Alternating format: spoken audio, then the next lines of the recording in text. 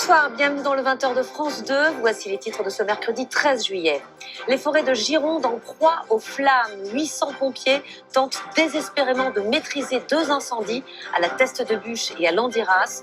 2700 hectares sont déjà partis en fumée. 6500 personnes ont dû être évacuées. Cela fait plus de 24 heures que le feu ravage les forêts de Gironde. 2700 hectares ont brûlé. Un bilan dramatique. 800 pompiers luttent sans relâche contre 2 incendies.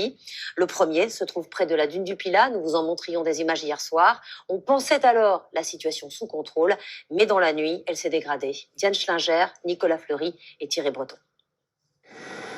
C'est la bataille du ciel. Un combat de chaque instant.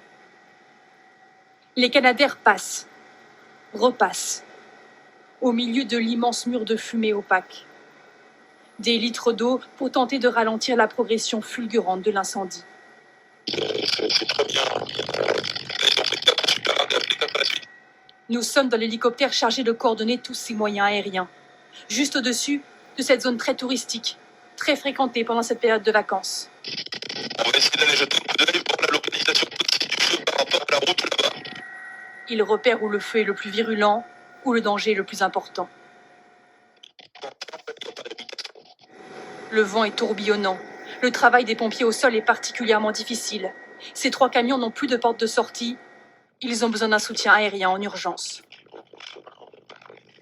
On a pu guider les Canadaires qui ont effectué 8 largages au total. Et ce qui a permis, en dernière limite, de donner la possibilité à ces 3 véhicules de sortir de cette zone. Cet incendie est d'autant plus inquiétant que le panache de fumée est juste là, tout près des campings.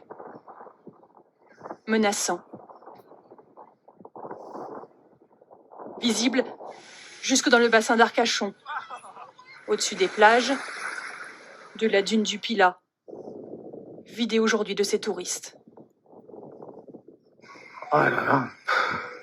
Il va direct. Non. En urgence, 5 campings, 6000 vacanciers ont été évacués. Tous sont ce soir sains et saufs.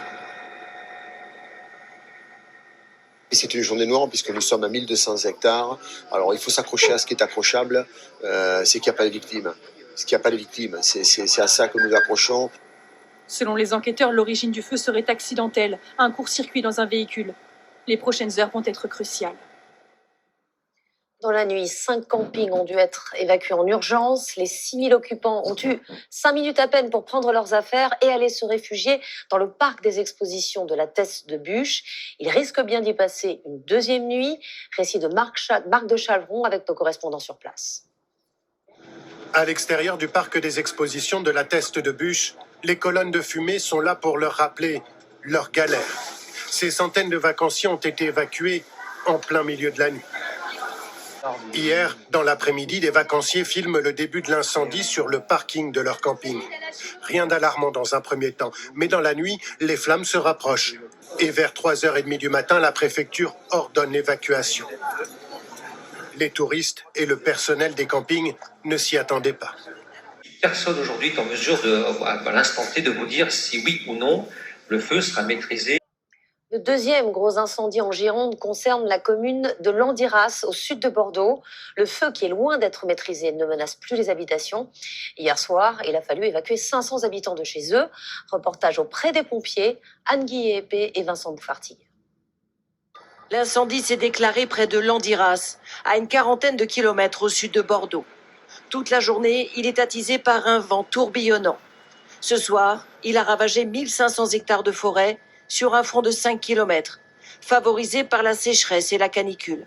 Surtout avec les conditions d'hydrométrie actuellement, les végétaux sont en souffrance depuis déjà pas mal de jours et ça va durer encore. Et donc, du coup, il suffit de pas grand-chose pour que ça s'enflamme. 3 Canadaires tentent de ralentir la progression du feu. Sur le terrain, 350 sapeurs-pompiers venus de toute la France luttent contre les flammes. Inquiets, certains habitants se tiennent prêts à quitter leur maison.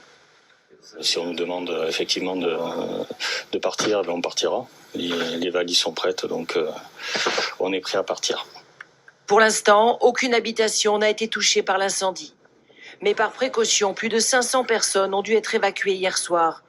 Certaines ont dormi ici, dans cette salle des fêtes, après un départ précipité. Et nous retrouvons Julie Vitaline en direct de Landiras. Le président du conseil départemental qualifie ce soir ces incendies d'historiques. Julie, est-ce que les pompiers ont l'espoir de fixer les feux? Est-ce que les vents, les conditions météo le permettent?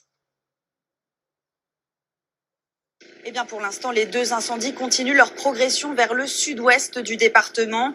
Des conditions météorologiques très défavorables, avec d'abord ce vent très changeant qui déplace constamment le front des feux et puis cette chaleur caniculaire qui a frôlé les 40 degrés ici cet après-midi. Vous l'avez compris, ces 2 incendies qui frappent la Gironde ne sont pas encore maîtrisés. Les pompiers parlent d'une situation anarchique. Ils estiment même qu'il leur faudra encore plusieurs jours pour réussir à les fixer. Certains habitants pourraient même être amenés à être évacués à leur tour. Ils ont été préalertés par les autorités. Cette nuit, 800 hommes restent mobilisés sur ces incendies, un chiffre qui pourrait encore grimper jusqu'à 1000 pompiers selon la préfète. La forêt des Landes, qui se trouve à la fois sur les départements de Gironde et des Landes, est une zone à haut risque. Il y a peu de relief, les pins s'enflamment facilement. Les incendies de forêt sont fréquents. Explication Anthony Joly, Théo Souman et Christophe Larocca. Hectare après hectare, la forêt des Landes se consume depuis hier, sous le regard impuissant des habitants. C'est ma vie, je mange plus, je pleure, je ne pensais pas que ce soit possible, une chose pareille. On le voit à la télévision en Provence, mais ici, on ne pensait pas que ce soit possible. Des panaches de fumée visibles jusque sur cette image satellite.